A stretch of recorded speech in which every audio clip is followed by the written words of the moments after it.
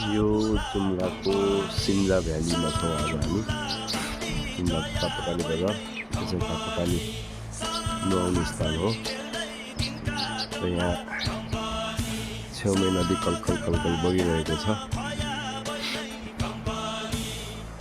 यहाँको सूर्योदयको समय।